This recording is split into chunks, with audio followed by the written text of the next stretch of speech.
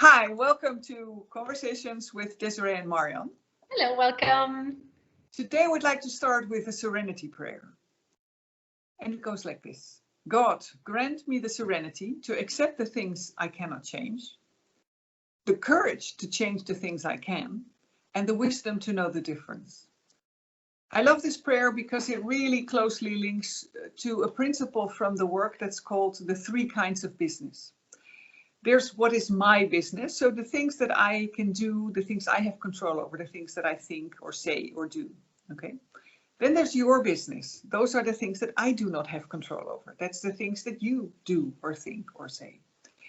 And then there's a third one where neither you nor I have control, you know, the reality or the way things are like, whether it rains or whether you're in a traffic jam.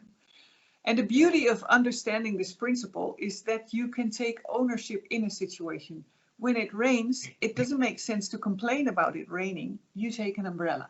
You know, when there's a traffic jam at 9 o'clock every morning, don't complain about it. Go earlier or later, or don't go at all. Work from home, which we are doing now anyway.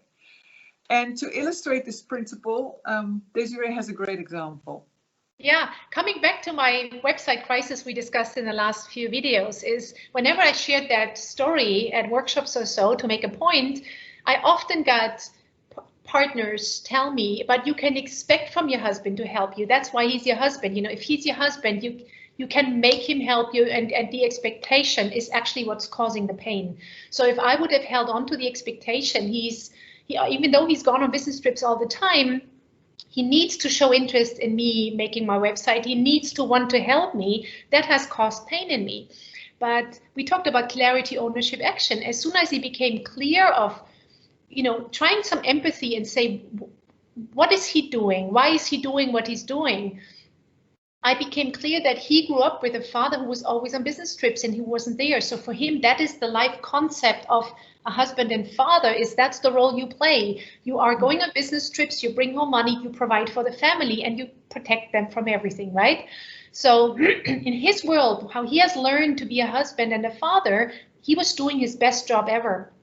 So coming with my expectation, and once I became clear of that, he was doing a good job in his mind, so he wouldn't even understand why I get so upset. I started to investigate what is it that I need, not what do I need from him because I don't have control, but what is it that I need?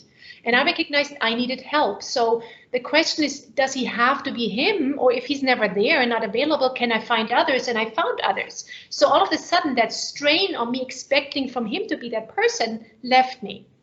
But then there was still the odd moment when I wanted his input because I said he was my perfect target market. And as soon as I recognized how he functions, I could actually use the right tool to reach him. So instead of asking to him between lunch and dinner business questions when he was in a private mood, I could actually I sent him an invite for a business meeting. And I said, in this meeting, I want to discuss with you X, Y, and Z. And long and behold, he was totally ready for it. He was happy to help me, but I needed to set it up in a way that would function for him too. And all of a sudden, I could have those meetings. So sometimes it's really just having empathy to understand where the other comes from and finding the right way to approach it that is not based on expectations that are unmet, but based on common understanding and understanding what is my need and how can I voice it so that it can be heard in the right way from the other side. Yeah, yeah, absolutely. Yes. You know, and also the 3 concepts of my business, your business, it doesn't mean that you have to accept someone else's behavior or condone it, even if it's behavior that doesn't is not agreeing with you. But once you understand this concept of that this is my business, that is your business, then you can find, as Desiree just showed, other ways of either trying to influence the other person or doing it in the way that that works for you and where you have control. And if you want a little bit more of that in your life, from the 24th of March until the 7th of April, we're giving another series of online workshops, and which is called From Fighting to Forgiving. You know, how can you stop fighting with your husband or partner or work colleague or children and come at it from a different angle, from a more forgiving place. So from the 24th of March until the 7th of April, 3 Wednesdays from 7 to 8:30. And again, we would love for you to be there. Come and join us. Come and join us. Bye-bye.